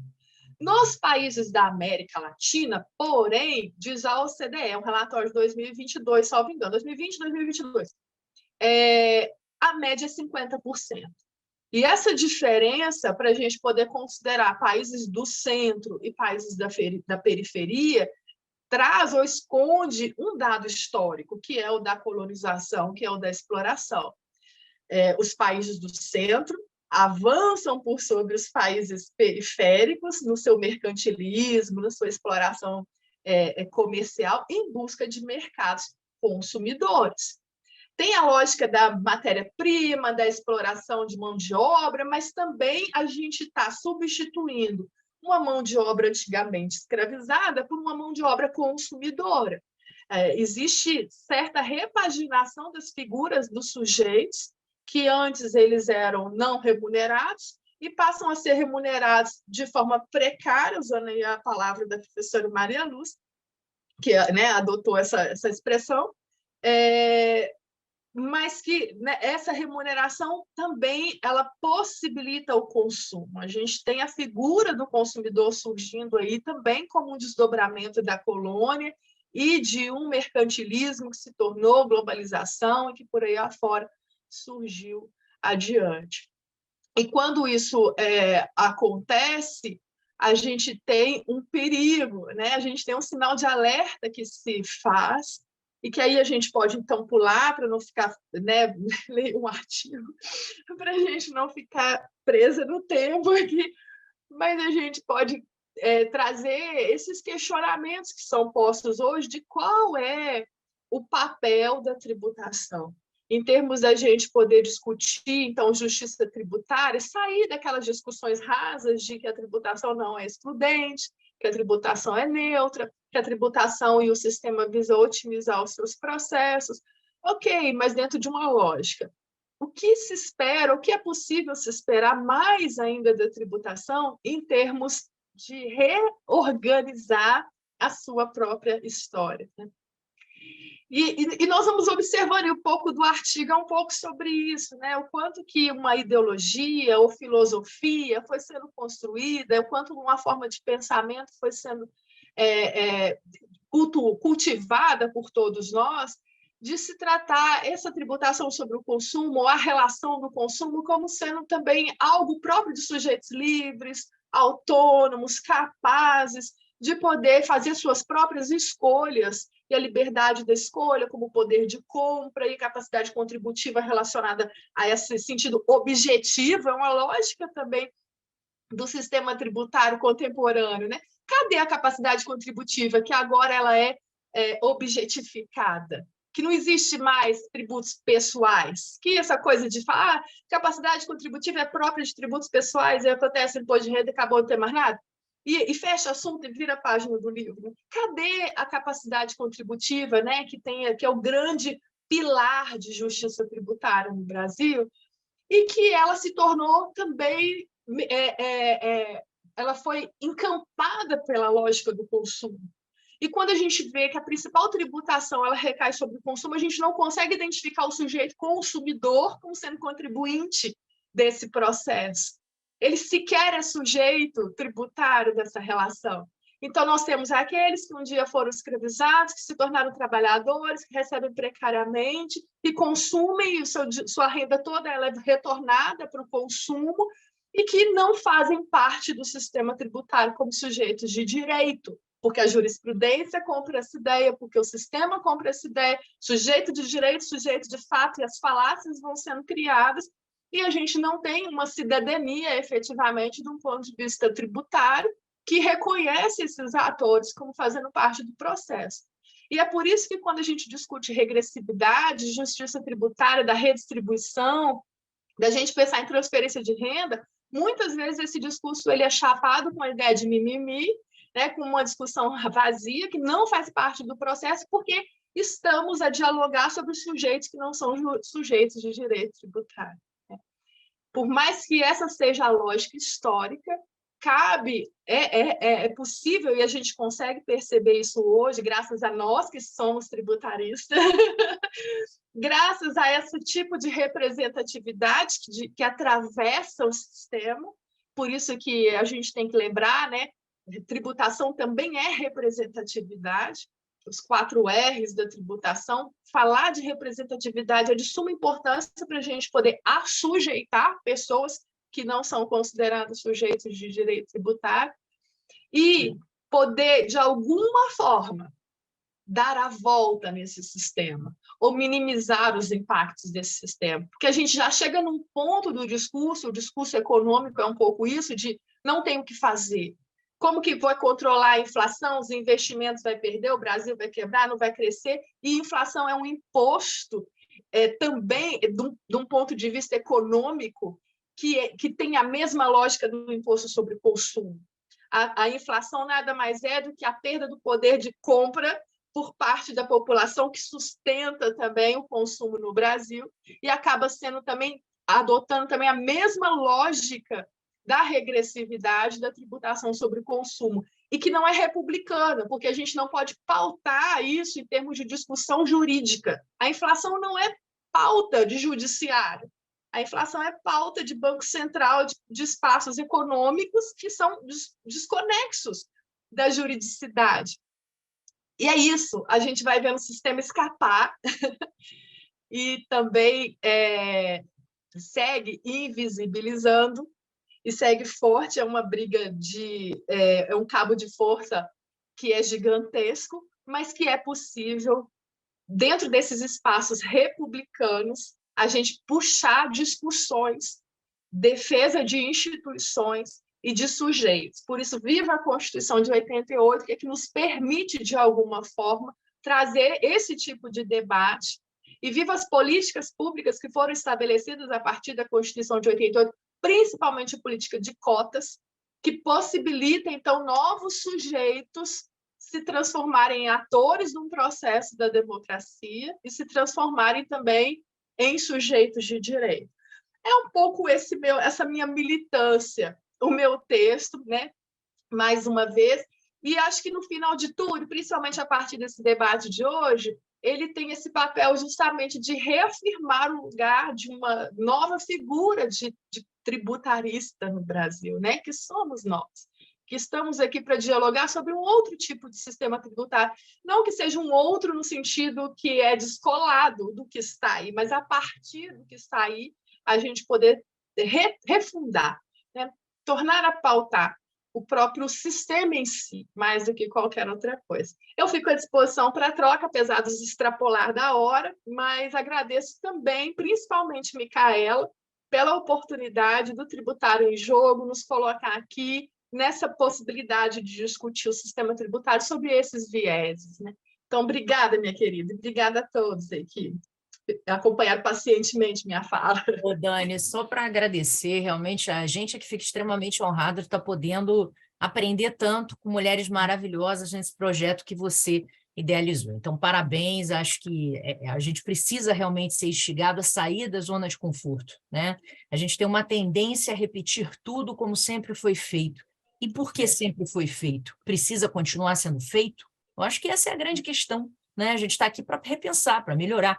Né? Ninguém vai ter a resposta certa, mas eu acho que o mais importante é a gente estar aberto e arejado a esse debate. Então, parabéns pela sua palestra também. Aqui a gente vai começar as perguntas, tá? E nós temos uma, eu não vou fazer muitas perguntas, então peço que, já temos uma aqui da Letícia, que eu tinha prometido fazer ao final, se tiver mais uma ou duas, por favor, para a gente poder estar encerrando em razão do adiantado da hora, tá, minha gente? Mas vamos lá. Letícia fez a seguinte pergunta para a doutora Maria Lúcia. Uma dúvida sobre políticas públicas.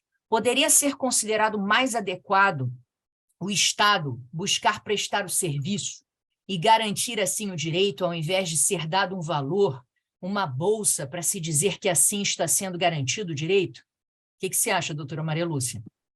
Isso é uma discussão muito interessante quando a gente justamente uma discussão sobre ética nas políticas públicas, né? E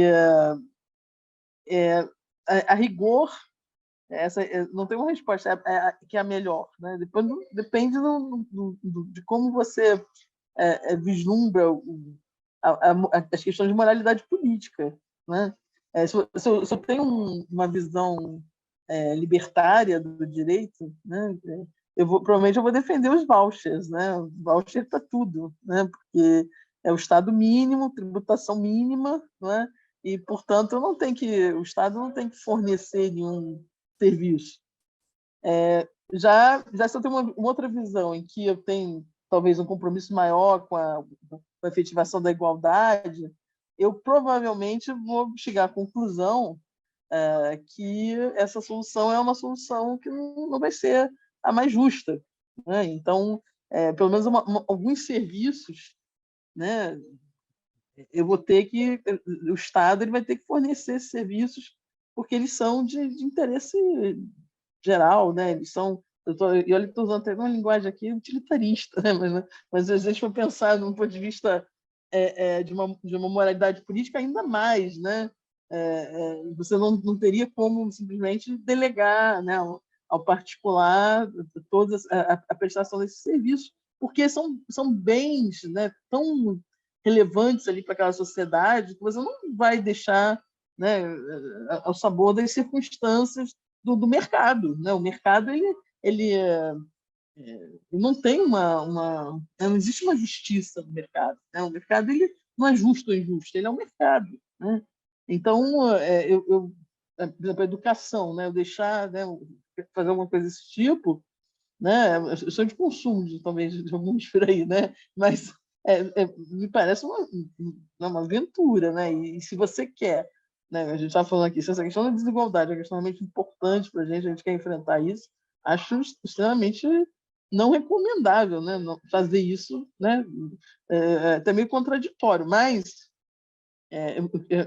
esse é o grande barato de você, né, acoplar aí a tributação à filosofia política. Você vê que você pode defender, né, o Estado mínimo, tributação, né, um tributo só, bem básico, né? Eu posso defender coisas desse tipo, assim, né, e dizer que a liberdade das pessoas, através do mercado, vai fazer justiça. Não é propriamente a minha convicção política, né, e a forma que eu acho que é a forma mais adequada da gente enfrentar as questões de justiça tributária, mas, né, bom, eu acho que não. Eu acho que é melhor a gente ter um SUS que funcione bem, né? Acho que é mais recomendável, né? Eu acho que vai funcionar melhor desse jeito. Mas temos que respeitar, né? Temos uma democracia, né? Aquele cara que vai defender uma posição desse tipo. Eu acho que é por aí, né? Mas até o que eu vou dar dentro, né? Como serviço público de saúde, eu tenho que discutir também, né? Eu vou garantir, né, que as pessoas tenham direito de ser operados pelo Tangui, pelo maior, né, que tipo de serviço, qual o limite mesmo da prestação desse serviço. Essa é uma discussão importante também, porque tem um custo, né? Tem um custo que vem dos tributos no final da história. Então, é uma conta, mas é uma conta que não sou eu que vou resolver isso, né, sozinha. Né? Eu acho que todo mundo... teremos que todas as pessoas, inclusive essas pessoas que não são ouvidas, né, que são excluídas do próprio processo de tomada de decisão, deveriam ser ouvidas, né? Você deveria permitir que as pessoas participassem.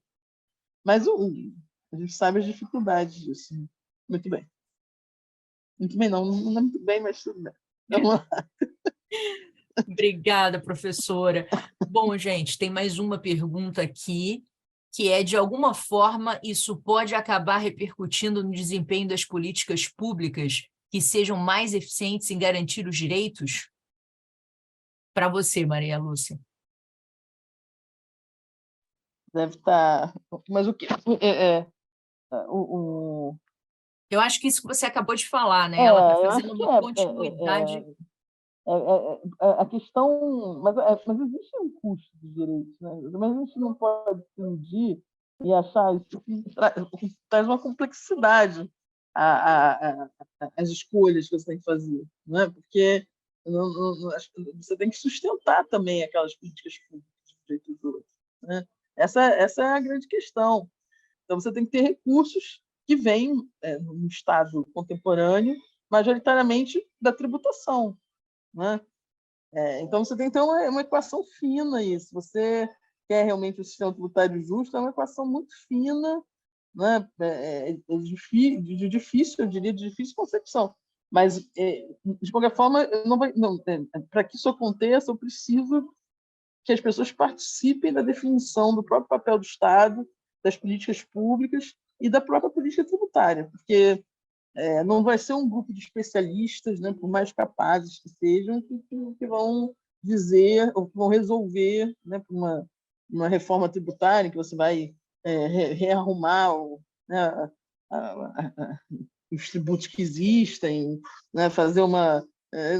Isso é uma reforma tributária para melhorar alguma coisa, né? Mas não é disso, né? Não é dessa reforma tributária que acho que a gente fala, todas nós, né?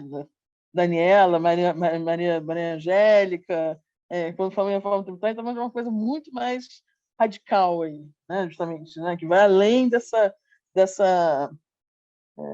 né? Tudo bem, vamos fazer uma reforma tributária aqui mais, né, menos, né, que melhore um pouquinho a situação, né? Vamos, né, imposto de renda melhorar, não sei o quê, né? Isso, entre nós, né? Muito pouco, né? Não vai resolver nada, né? Com certeza. A proposta é uma coisa reestruturante, efetivamente, né? E não uma maquiagem. Um ponto que eu acho interessante que todas vocês tocaram é justamente a importância da cidadania fiscal, né, gente? Da consciência das pessoas em relação aos seus direitos, né? A importância do pagamento de tributos, a inclusão, porque não adianta nada a gente falar que eles são contribuintes se eles não se sentem contribuintes ou se eles não veem a importância de serem contribuintes, né? Então, a gente vê como é importante divulgar esse tipo de informação. Bom, gente, eu queria agradecer profundamente as palestrantes, vocês são sensacionais, foram lindas demais, eu queria agradecer pelo aprendizado trocado aqui. Obrigada, Maria Lúcia, obrigada, Maria Angélica, obrigada, Dani, obrigada, Annelise, que também não pôde estar com a gente aqui no final. Queria agradecer a todos vocês que ficaram até o final da nossa palestra e avisar que amanhã é o nosso último dia dos Mulheres Tributaristas em Ação. A gente vai estar contando com a professora Bettina Gruppemeyer, com a Luciana Grassano, com a Alana Borges e com a Tatiana Piscitelli. Então, a gente aguarda vocês com muito carinho no dia de amanhã para a gente encerrar essa semana. Um beijo grande para todo mundo, prazer imenso estar com vocês aqui. Tchau, gente. Obrigada.